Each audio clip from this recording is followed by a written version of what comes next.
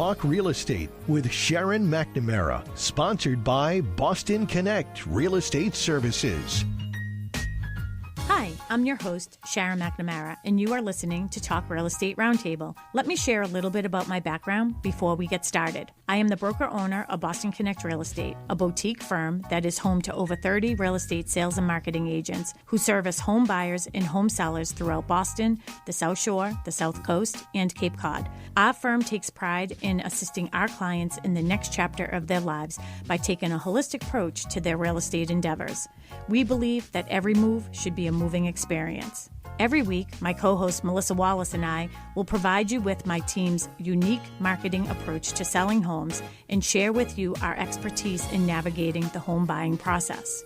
We value the experience of our agents at Boston Connect Real Estate so much that not only will you hear my perspective on real estate topics, occasionally you will hear the expert thoughts and opinions of our experienced agents at Boston Connect Real Estate. Be a part of our roundtable. If you have any questions during the show, please call 781-837-4900. We love to talk real estate. Follow us on Facebook, Instagram, and wherever you like to listen to podcasts at Talk Real Estate Roundtable. If you would like a one-on-one consultation with me and my team to discuss your real estate needs, you can connect with me at bostonconnect.com or 781-826-8000. Now, sit back, relax, take good notes, and let's talk real estate. And hello to all my South Shore neighbors. This is Sharon McNamara. You are, of course, listening to Talk Real Estate Roundtable, and we are live tonight. I just need everybody in Clubhouse to mute themselves, please, because we are live. And I have Larry that's in the house tonight in WATD Studios. Hey, Larry. Hey, Sharon. How you doing? Good. We haven't worked together in a while. No, we've both been busy so far this year. It feels like 3 months have gone by already, but we're still in the early stages of February. So I know, but you know what? It's interesting because I was talking to a new client. I'm going to be getting a new listing in Quincy, and we were going over everything. And I was like, okay, well, let me see. I'll call the photographer after my show tonight. I'll see if he can do, get our pictures maybe the 22nd, 23rd, and then we'll go live the following week. And then our first open house will be March 3rd. And I was like, where did the month go? Yeah, it's crazy. And we get an extra day this month, so it may be you may get a little confused moving forward. But hey, we're getting closer to spring. You know what? Every day, and have you noticed that though with the light? Like it does seem lighter. You know what I mean? At 5 o'clock. So. Again, to all of our listeners, happy that I'm here on a Tuesday night. Usually I'm not. Melissa is at the Bruins game tonight, so that's where she is. And I don't know if her mom is listening or not, but I heard it's her mom's birthday today, so happy birthday. Yeah. It's also Jasmine Glasgow's birthday, so happy birthday to Jasmine. I said happy birthday to her this morning as well. And then Larry, I'm going to see if you can. Who is this person in the room with me right now? So go ahead, say something. Hey, Larry, how you been? Can't recognize the voice. No. I know, because she isn't on that often anymore. Why don't you introduce yourself? Let everybody know who you are. I know. I feel like I'm a legitimate stranger. I'm a legitimate guest on the radio show these days. It is Mary Horton now. Oh, wow. So I haven't been on in quite some time. I've been letting these girls have fun while, I'm busting my butt out there. It might not be spring market yet, or I guess it almost is, but it's been a really busy first 2 or a month and a half of the year. Yeah, it has been busy. So if anybody's watching us on Facebook Live, don't pay attention to how I look because I look a ragged mess. No, you don't. You always look beautiful, please. Yeah, so I'm excited to be here tonight. Wait a minute. Is that a sweatshirt you're wearing? I am. I'm not dressed for the show, are we here? No, I am. I am dressed for not the show. I'm dressed for the snow. Winter day. Yeah. She's dressed for radio. Yeah, I've always said that. I do better not on camera. I know. But yeah, so I'm excited to be here tonight because we're talking about one of the things that I think I love the most about real estate, and we have a passion in. We're talking all things new construction, right? We are, yeah, and we actually have Jasmine Glasgow is joining us as well as George Post. So they are the co-owners, right, of Maritime Mortgage, and they are joining us through Clubhouse now that Larry has gotten that all squared away for me, and we're able to do that. I'm so excited. It sounds so good on Clubhouse. I was saying that earlier. Yeah. It's just It's awesome. Yeah, it sounds great. I've tuned in a couple times. So Jasmine, George, hello. Good evening. Wow, you are loud. That's good. Did I come through? Brilliant. You came in fast and furious. You sure did. So, George, why don't you tell our listeners a little bit about yourself? Introduce yourself to everybody. Yes, thank you. First and foremost, thank you so much for having us. Yes, I am a senior loan officer with Maritime Mortgage. I wish I was co-owner. That would be Jasmine and Colin Brenner. Oh, yeah. It's Colin. Mary, you said it, yes. But the big birthday girl, Jasmine, of course, right? But I am George Post, who's a licensed loan officer with Maritime Mortgage, and I've got to get this out of the way, but my NMLS is 1693795, and our company's license is 2708, because compliance is important and doing things by the book is certainly important, and we'll dive into that, how it regards to new construction, of course, because there's lots of important steps to get through. But yeah, I'm a local loan officer, and I live here in Scituate, here on the South Shore. Little bit of a small-time real estate investor, a couple properties, but I love talking real estate and helping folks get, whether it's first-time foot in the door or purchasing a beautiful new construction. Just here to chat all things real estate. Come on, George, don't sell yourself short, DIY mortgage guy. I know your Instagram handle. Yeah, and I want to dive in later. We'll get into it, but really, the beauty of new construction in that you're really front loading all of that hot water tank, roof, and we'll dive into it, I'm sure, in a bit. But there's so much brilliance in terms of financially of how, like, you're moving into a finished product that you're not going to have to tackle any of these items for, knock on wood, for quite some time. You could still do a little DIY when it comes to the finish work. You could still, some people like to do it themselves.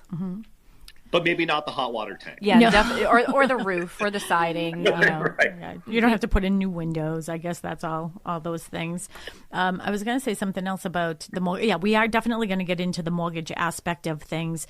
But to all of our listeners, I know Melissa does such a great job at this, but if you are listening to WATD, not only can you call in with a question and Larry will send you over to us, but you can also send in text messages now to the studio, and he is able to read them. So many things have changed since the last time I was here. Well, that was just new this week. Somebody actually sent I can say it. I'm not going to say the person's name, but somebody said, "Oh, just what I want to listen to is the personal life of Sharon McNamara." Well, and here's the joy. Keeping it real with real estate. Hey, you know what? Here's the thing. People will come up to me and ask me how my kids are because I like to let people know who I am. That's exactly why you do the show. Yeah, exactly. Who you are as a real estate professional, but you also have a life. Yeah, so I'm just going to move that a little closer. But, the thing is here's the great thing about the radio. You can always change the channel. We don't want you to, but certainly if you can't stand the sound of my voice, you should. Yeah, we're not here to torture you. I know. Yeah, let's just say it was a listener who was also maybe in the same industry as me. But we had a nice conversation afterwards because, of course, I called him. Yeah, dude, never put it past you.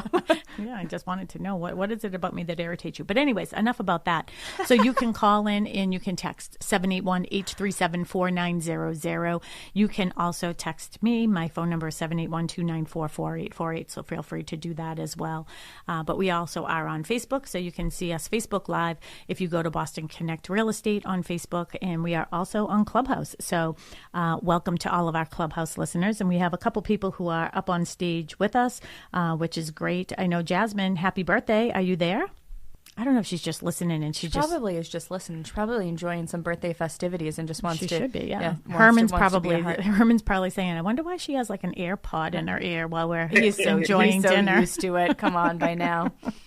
Yeah. I heard there was a potential little Mohegan sun, but there's a little wrinkle in the plants. But... Oh, that's good. Well, that's what the snow does to you. Yeah, she's walking around with one earbud in, trying to hide it behind her hair. But Jasmine, happy birthday. We love you, of course. All right, so Mary, let's dig in. So new construction, and too, for our people in the audience. I don't know, George, if you're good at this, and maybe I can bring somebody else up too to help us as a moderator if anybody has questions that they specifically have regarding regarding this topic. I have been talking on Clubhouse that I'm happy to answer any of the questions that people may have regarding new construction.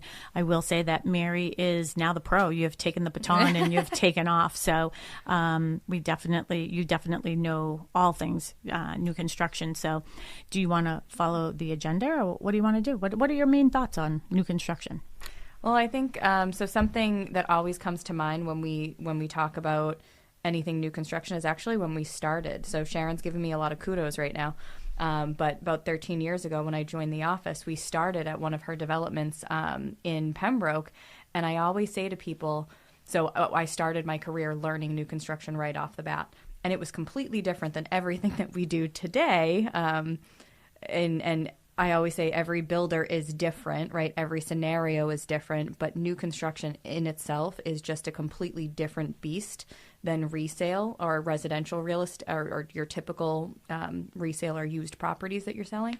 And had I not learned right off the bat that new construction or gotten that new construction bug, I think it would be very intimidated by it today. But now it's like second nature. Like the agents in the office will call me and they'll be like, Mary, what do I do in this situation? I'm like, ooh, I like to have the answer. Yeah. I like that. You do have all the answers. Well, I also want to mention, too, that we also have Scap, who is also, I just brought him up on stage on Clubhouse as well, and I asked him on Saturday if he would join us, too, because he is an appraiser. So, Scap, do you want to introduce yourself as well? Yeah, sorry, I had some technical difficulties there trying to get my earbuds in, so sorry. But, yeah, I am a 20-year certified appraiser in the Atlanta, Georgia metro area. I'm also a loan officer now. Yay. Started a new company with that. So I'm tackling it from all sides. But, just 20-year certified appraiser here in Atlanta. Pretty much know everything that I need to know. And hopefully I can add some value to all of you out there with the questions or on new construction and how appraisers see it.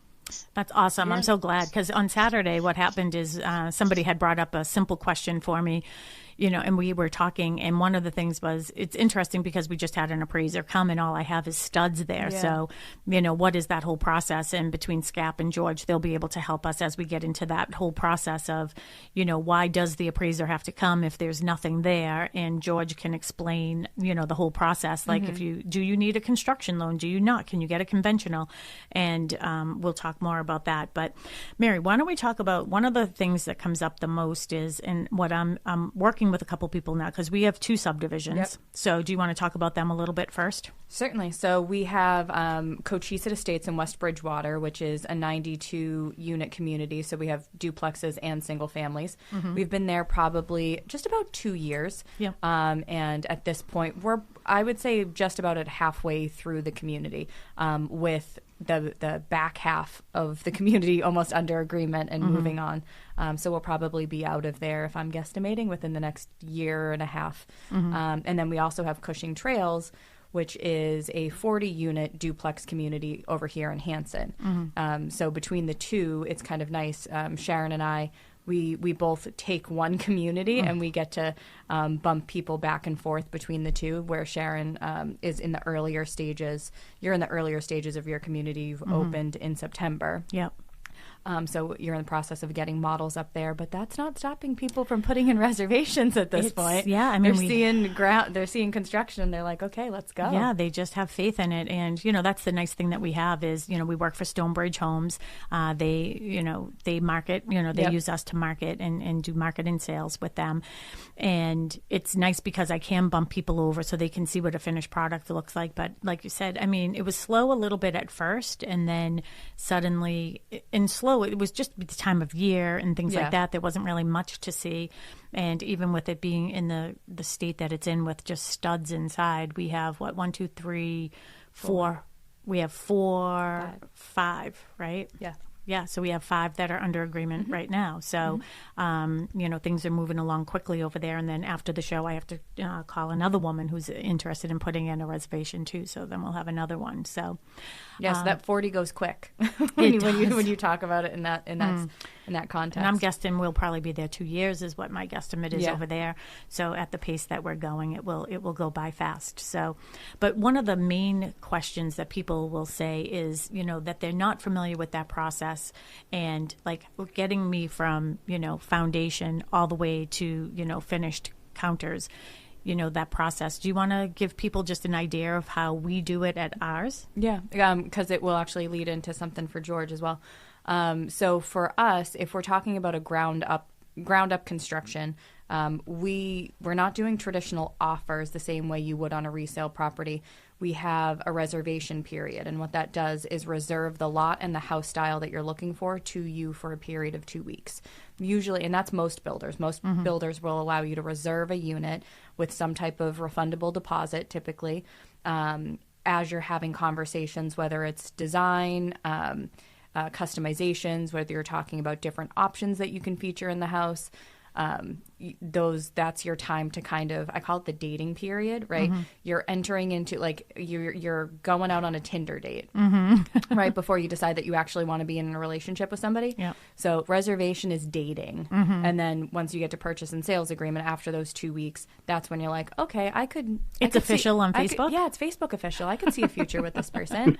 And that's where a larger deposit would come into play. That can be anywhere from, different builders do different things, but our builders require 10% for customizations, essentially, 10% of whatever the purchase price ends up being.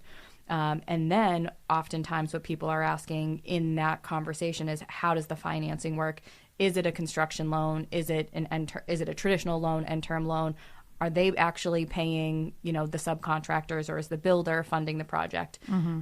So for us, it's working with Stonebridge. They fund the project. They build the houses. So you just put your deposit money down the same way you would a resale property, and then they build it. But George, so that's something for you. So oftentimes people will ask us, is it a traditional loan or is it a construction loan? And I always have lots of thoughts about pros and cons, pros and cons for both. So if you want to talk about that a little bit, just to say, the pro for a traditional loan versus, or a pro for a construction loan. Yeah, and particularly with those two developments in particular, it really is just the builder builds the beautiful, nice home, and you are closing on that loan, right? And that you have a finished product at the end of the day.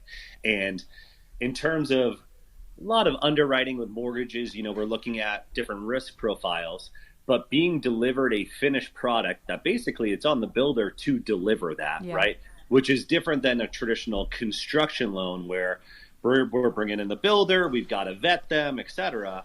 This is hey, you're buying a finished home. Yeah. So in that instance, that really is just a standard, most folks opt for that 30-year fixed type of really just standard mortgage. And good point bringing up that kind of reservation versus the deposit versus with the purchase and sale, and how much they're really putting down. You think that, hey, 20% down, a conventional loan, that reservation can kind of turn into the deposit, which kind of can turn into your down payment with the mortgage. They can really all tie into one another, which can kind of be initially a popsicle headache for some folks. But when you sit down and say, okay, X is leading to Y is leading to Z, okay, it all makes sense now. Yeah, for sure. I think a lot of people will confuse deposit and down payment, but oftentimes they can operate as one and the same with each other, right? Your deposit can be, depending on what your down payment is, can be your down payment, or you can add more funds and do a larger down payment, but it's not necessarily a deposit. So that's a whole other rabbit hole that we can go down. And I think too, just going for the standard type of loan versus a construction loan. One, I don't know what the differences are when it comes to rates or any of that, but the construction loan is sort of, isn't it more, all right, we're going to give you this amount of money now. When you get to this stage, we'll give you more. We'll give you more money, and it's like through this process. So I'm assuming at that point. So here comes a question for SCAP as well to go along with you, George. Is that is the appraiser coming back each time to verify that this is where the next step is, or how do you handle that? Just SCAP, if you want to jump in. Yeah, so typically what happens is on new construction, the appraiser is going to get the plans and specs from the builder or from whoever is going to supply that. And they're going to do their initial appraisal off that and off those plans and specs. Now, things can change and things can change going forward, but that's why we do a final inspection at the end of the process. So we're going to do the initial process and say, okay, here's what we believe to be the opinion of value of the property as it's completed. So we're doing it as completed, and we're doing a hypothetical to say, okay, this is what it's going to be when it's completed. Once the project is completed, the appraiser is going to go back out there, and they're going to go and look at everything. They're going to make sure that everything's in check. They're going to look and remeasure the home. They're going to redo everything to make sure all these things are done properly and that the home is actually finished, because we have to sign off at the end of the day on that final inspection saying, yes, everything in that plan and specs and budget and everything is actually completed. So we're not going out there every step of the way if things change. We're just going to do it off the initial, and then we're going to go back out there to verify that everything has been completed. And what do you do for situations where, like we're in New England, where, you know, the lawn can't be completed, the landscaping isn't completed, we don't have the final coat on the driveway? How are you handling that with your final inspection? Are you just documenting that those things aren't completed yet? We will document it, but again, at the end of the day, it's going to be up to the lender to decide how they want to proceed with that, because it depends on where you are. I mean, obviously, down here in Georgia, things can get done that way. You can put down sod, you can get things completed. We're really looking at the home. Certain programs like FHA, USDA, they require certain things. So they do require that, okay, the lawn's in place, this is in place, this is in place, and you'll see that a lot of builders, they'll get that in place. It may not be, you know, permanent. They may have to go and redo it at the end of the day, but it's there as a final product. Whereas conventional, most of the time, they're not worried about the lawn. They're not worried about that. But it's also going to come down to what the lender actually requires and what program you're actually going to be involved in when you're getting your financing. Perfect. And George, so when it comes to the construction loan and those steps that, like, when are you handing out the money? Like, who's verifying that step one is done so you can give more money for step two to be started? And are they paying the subs directly, the builder? Like, how does that all work? I'm not familiar with it because we don't do it that way. Yeah, that would be more for like a straightforward construction loan that's coming in draws, right? So the foundation's poured, they get a fifth of the project, they come back and re-inspect. And it's basically different consultants, sometimes a HUD consultant that will come out and ensure that what has been done has been complete. And then they basically get a draw. So it's really a process, whereas the project you guys are involved with, it's a little bit cleaner, like, because you're really coming to that end result. And really important to note too, how Scap brought up too about that initial plans and specs, where, you know, you can come and get an appraisal basically about what's going to be completed, right? And even though there's not a house there, right? And that is important, because when it comes for us to underwrite these folks that are buying a piece of real estate, right, is that what is the home going to be valued at can impact our borrower's mortgage, right? Because not every borrower is putting 40% down.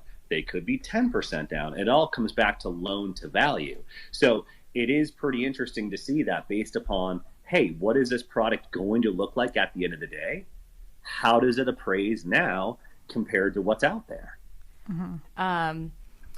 So actually, while you were talking about that, I was thinking in my head, a lot of times people get very confused by the financing process in new construction because of the appraisal and because of this hypothetical initial appraisal when the house isn't completed. So oftentimes we're hearing, like, so just if we're using our sites as an example, our average is 6 months to build from the time we sign purchase and sales agreement for ground up, meaning the site work hasn't been done, no foundation is in. And the builder, because they're going to customize this house to your selections, wants you to have your commitment letter at least 60 days, but more so at least 90 days after you sign purchase and sales agreement, but more preferably 60 days. And oftentimes I have buyers and buyers agents that come back to us and say, well, how am I expected to have a commitment letter from my bank, from my lender, when the product hasn't been completed, when the unit isn't done? Because, you know, at 60 or 90 days, we might only be at framing. We might only be at roughing. And in my experience, that's where this initial hypothetical appraisal comes into play, because everything else for the loan process or from the buyer side can be completed, right? They can be fully vetted. They can be fully underwritten, essentially, with the exception of the project being completed. Is that correct, right? Exactly. And knock on wood. Yeah, knock on some wood, and please. I think we are still trending that way in the supply-demand environment that we are in, right?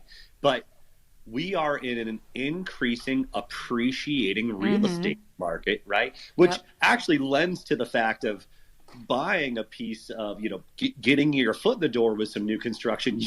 You can sign that reservation and get your foot in the door. And by the time you get across the finish line, the thing might be up 5% in terms of value by the time you initially signed up. Oh, yeah. And we're experiencing that in our communities right now, just as an FYI. Which is fabulous, but it goes back to, well, what if we're in a declining valuation market? And well, when is that really going to happen, George? I mean, seriously. Especially around here, exactly. Yeah. But that's it. The value of the piece of real estate that you're buying is a piece of the puzzle that gives you the mortgage commitment, right? So, and like you mentioned, these projects take time. So that piece of the puzzle, we can't wait until 2 weeks before closing to determine that piece of the puzzle. Yep, exactly. And the reason it's so important for the builders, right, to have that conditional commitment and for the buyers to be fully approved and underwritten, and a conditional commitment subject to their portion, their performance. Why it's important is because they've essentially built this house, customized it to you, and then if you don't have that commitment letter until, to George's point, 2 weeks before closing, and something happens, they are left with a product that they customize to you to then try and resell to somebody else. That's for them a difference between, again, the construction loan, right? I would say a construction loan, you're building a custom house. You're building a fully custom house, working directly with your builder. Actually, Evis Mason, who works here at the office, she's a real estate agent with our team, actually. She did a custom home. She just built a home in Needham, I think, maybe. Anyways, she was working directly with the builder, whereas here, I call us semi-custom builders.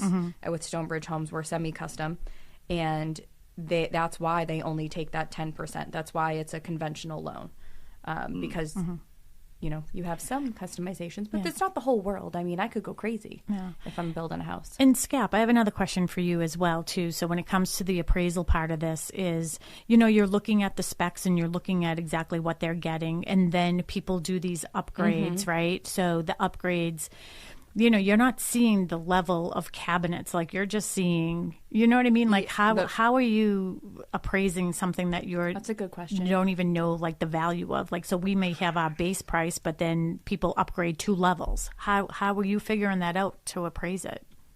Well, that's a great question. Yeah. And initially, when you sign your contract and I get those plans and specs, I'm going to try and obtain as much information. Meaning, not only do I want the architectural plans of it, I want to know what you're actually paying for, what kind of upgrades you're going to be doing. Again, this can change halfway through, where you say, "Oh, I want to do marble countertops instead of granite countertops, and instead of carpeting, I want this and this and this." So that's kind of why we do the final inspection. We go in, we look, but you want to make sure that the appraiser understands that things have changed along the process. So you want to communicate with your lender partner. You want to communicate with everybody to say, okay, everything's the same, but they did additional upgrades. They did this, this, and this. So when I finally go out there and I look at everything, my value may change. It could possibly change at the end of it. However, I want to know what you're doing initially, and if you can get more information to me of that you're doing all these upgrades prior to the construction or mid-construction when I come out to the property, that's going to give me a level of knowledge and something to see and understand that you're doing all this to compare it the right way. Yeah, because I mean, in some instances, I mean, when people are doing, even though it's semi-custom, I mean, you could have, and people ask me this question every single weekend when I'm doing, open houses over there, and I'll say, this is what our standard is. We have 9-foot ceilings, we have hardwood floors, you have a choice between this and that, blah, blah, blah. And I go into the whole thing. And then I'll say, but if you want to add a fireplace, you can do that. If you want to add this island, you can do that, right? So there are different things. If you want to add, decorative benches, if you want to add, crown molding. Crown molding, built-in shelving, like all these things you can do. Wainscot. I mean, there's so many things you can do. And people every week, every single weekend will ask me, well, how much should I expect that I have to spend on upgrades? Like they think it's like one of those things where I'm trying to upsell them, and I'm really not. Like you could live in the house the way that it's being built. It's really on choice. But there are people who will spend maybe $10,000 for upgrades. Then there are people who will spend $100,000. Yep, absolutely. Right? So some people want, 30 extra recessed lights, and some people say, please take out the recessed lights. It's really everybody lives differently. There is no, in our experience, there is no standard, right? Yeah. So what Sharon and I have developed over our time working with the builder, we have lists of what we feel people will commonly upgrade across different sites to try and help guide people, because it is such a hard thing to pin down, the upgrades aspect of everything. It all comes to taste, and we did that show on Saturday. It was about the 5 senses, and we couldn't come up with anything for taste, but this is it, this right? Is taste. It's your taste. It's what you want and what you need. Yeah. But again, I always worry, like the appraisal portion of it, it's like, okay, if somebody wants to upgrade and do $10,000 over our base price, all right, that's probably easy to figure out. But SCAP, what do we do when someone wants to add $100,000 worth of upgrades? Well, that's a great question again. You guys are killing with the questions. You. But no, you really are. But you have to remember, cost doesn't equate to value. Yes. So you have to remember that. Yeah. So, somebody might want to do 10 grand in upgrades. It may not equate to them getting extra value in the property. Now, if we're talking, like your if you're if you're talking a price point, and I'm from New Jersey, so I know how expensive things are up in the Northeast.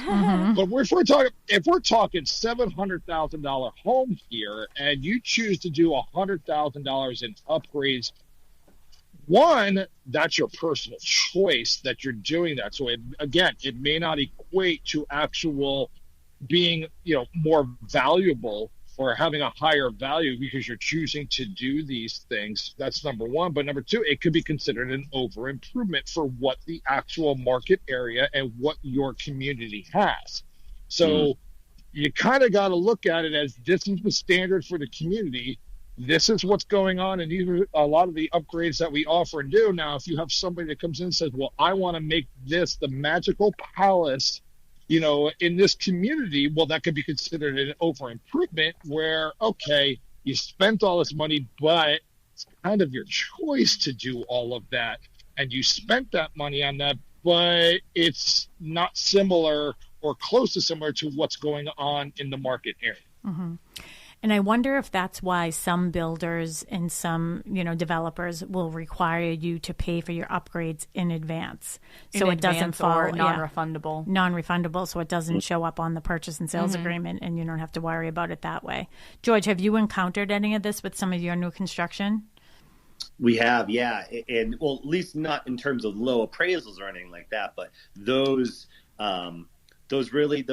bells and whistles, right? Because like SCAP points out, does it necessarily equate for you put $1 in, do you get $1.50 out in terms of value? And it can just be, hey, this is our taste, right? Yeah. And at the end of the day, a $700K house with $50K worth of your taste doesn't mean it's now worth $750, or is it still $7?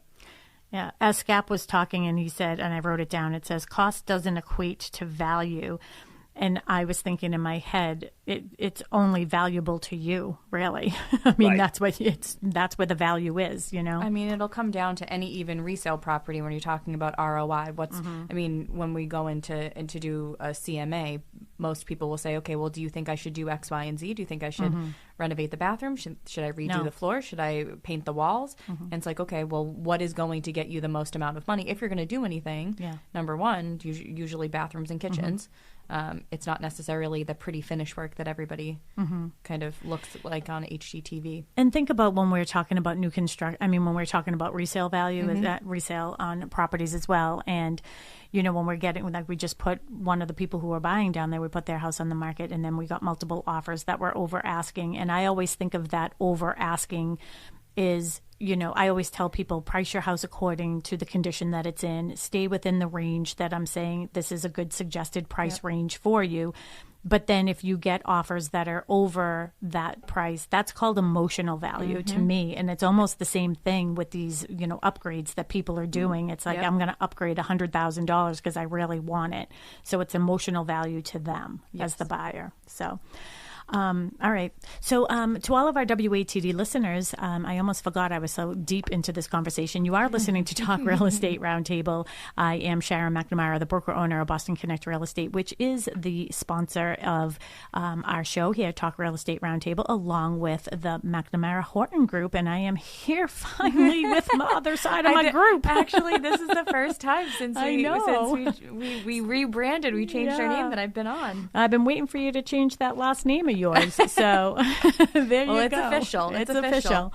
I remember when you and Sam were Facebook official, and I got you guys a cake. Yeah, I think a lot of people thought it was a pregnancy announcement. Yeah, I know. Because it said it's official. It was in blue writing that said it's official. Yeah. I was like, oopsie, but it was Facebook official. We'll do that when the pregnancy announcement comes along. So I know that we have a couple people that are up on stage with us, and then there are a couple that are down below in Clubhouse. If anybody does have a question, feel free to raise your hand, and hey, Sharon? Yeah. We do have a text question coming into the studio here. Okay. It's from Janice in Carver. Okay. And she's asking, when does the seller need a new realtor if the listing isn't selling? Oh. That's really touchy. That's a tough one. So I guess it really is depending. So this is what I would always suggest to somebody. If you have your home listed and it isn't selling, generally, I will say it comes down to price. I mean, if your price isn't, lining up with what the condition is and the location is, the market right now is wonderful. So there really shouldn't be a reason why it isn't selling. And I think he said she was from Carver, right? I know that one of our agents in the office, Tracy Grady, and her husband, Jim Grady, full-time real estate agents here at Boston Connect Real Estate, they had a development in Carver that sold in about an eye blink. Yes. So Carver is, very, very desirable, for a lot of people. If it isn't selling, I would, strongly recommend that you're looking at the price and the condition, make sure it's matching up. And, this is the best advice that I can give you is to have a conversation with your agent. That's what I was going to say. You have to be able to have transparent conversations. They might be tough ones to hear. Sometimes you might have a tough opinion and they might give you one back, but ultimately that's the service that you're asking to be provided to you is honesty. So hopefully by having that conversation, you can get some honest feedback and figure out a way to move forward. Yeah. And, it's hard because you're under contract, so I can't even give you advice, and that is advice. And I'm only giving it to you through this radio show. I'm not trying to manipulate you to do one thing or another. So I just want to be very clear about that because there is another agent on the other side, and I do consider other agents, doesn't matter what color logo they wear. We're all colleagues. But I would definitely, and I think her name was Janice, I would definitely start there, Janice, and just have that conversation with your agent and just say, I'm a little disappointed that we haven't gotten any offers yet. Or maybe you have gotten offers and you haven't accepted them. I don't know that because we're not having back and forth dialogue here. But certainly just sit down and say, can you please give me some suggestions of why you think this isn't selling? What can we do to, make it more marketable? And if you can't come to terms with each other, you can ask if the contract can be canceled or not. I mean, that's the reality. That's the reality of it. And I agree with you, Mary. As professional real estate agents, sometimes we have to give advice that isn't easy to receive, but it's what our job is. Yep. Like people sometimes maybe, and I don't know your agent, I don't even want to know where your house is, to be quite honest right now, maybe they're just, afraid to say, hey, your house, I'm just going to use this as an example. Hey, your house really, the feedback we're getting is that it, it smells like dogs and cats and things like that. Maybe that's some of the feedback that she's getting. She should be getting feedback if she's getting showings, or he, but just really look deep into those. Absolutely. I think it's all about transparency and honesty. Mm-hmm. If you can have those tough conversations, it's not abandon ship just because you're not getting the results that you want immediately. It's okay. You've entered into this contract with somebody, so let's figure out how we make it work. Yeah.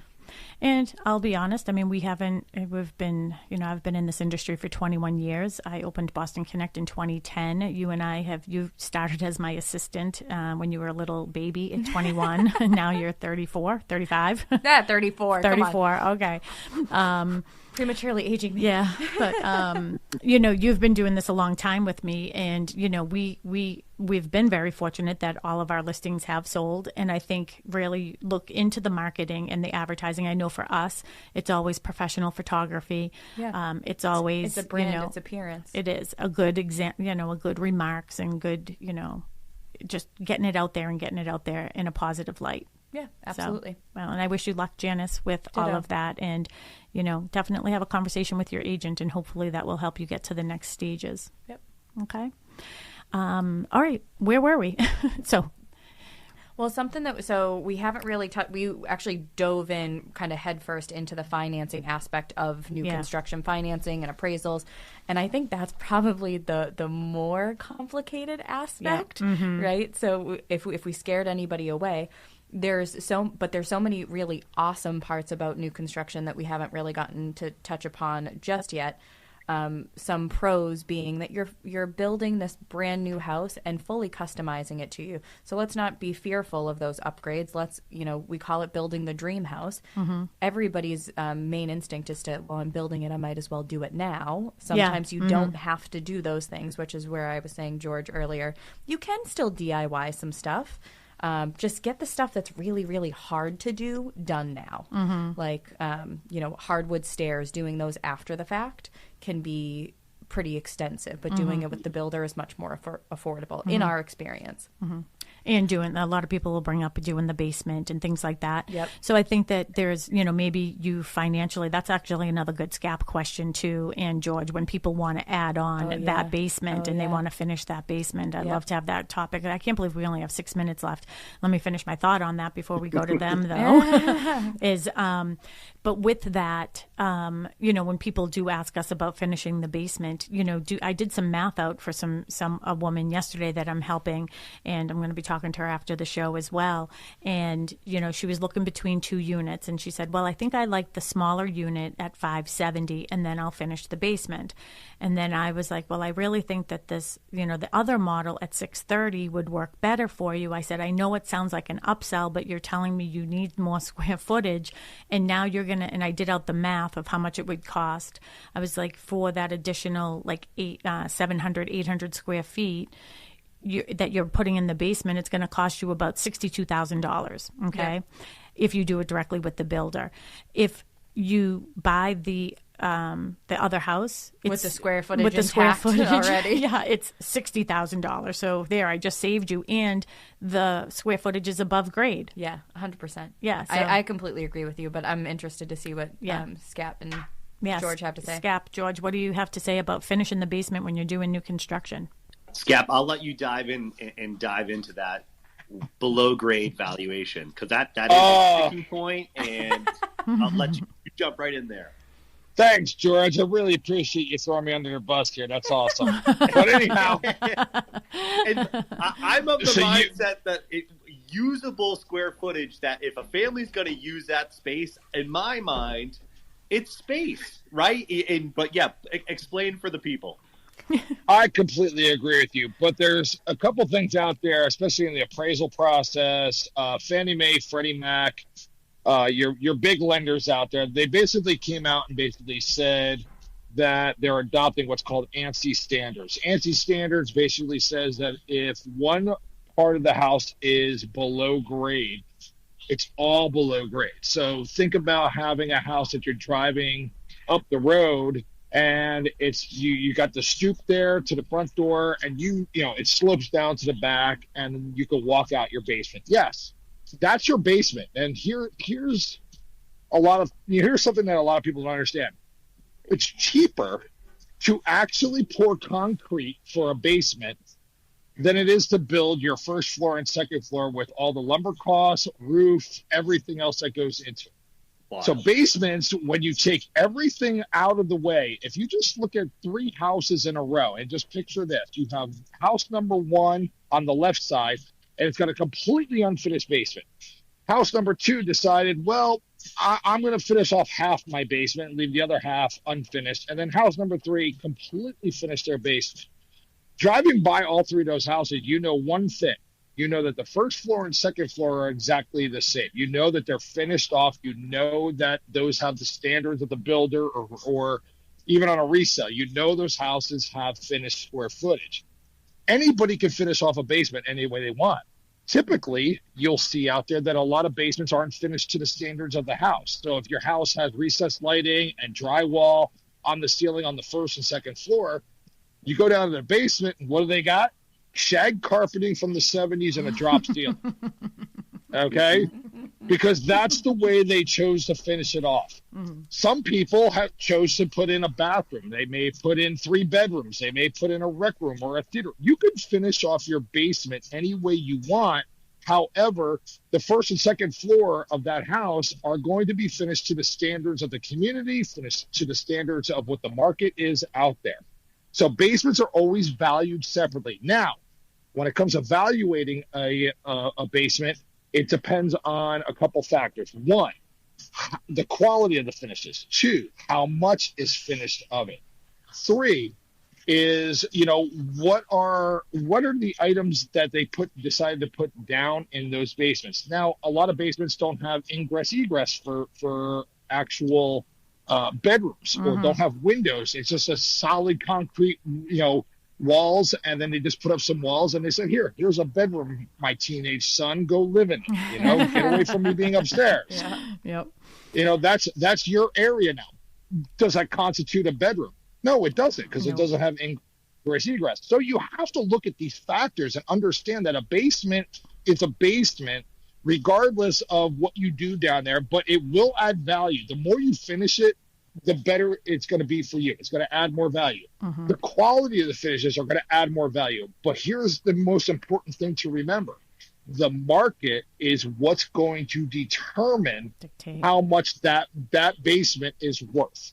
Emotional value. So you got to, you just can't throw can't throw a theater room down there with all the bells and whistles and automatically think that my basement's better than my next door neighbor's basement. I know. And Scap, you know what? You're leading us out. We're here at 7:00. So maybe next week we can continue this conversation. Mary, can you join me? We'll talk more things, new construction. Well, we'll figure it out. Maybe she can join me on Saturday. But thank you guys. My music is rolling us out, so I don't want to get in trouble. You can find me on bostonconnect.com. I can get you the information for all of our great guests that we had here with us, Scap and George. Thank you so much for joining me today. Mary, thanks for being with me. Larry, thank you so much. And we will see you Saturday morning at 8 a.m., 8 to 9. I hope you can join us. Bye, Larry. Bye, everybody. Thanks, everybody.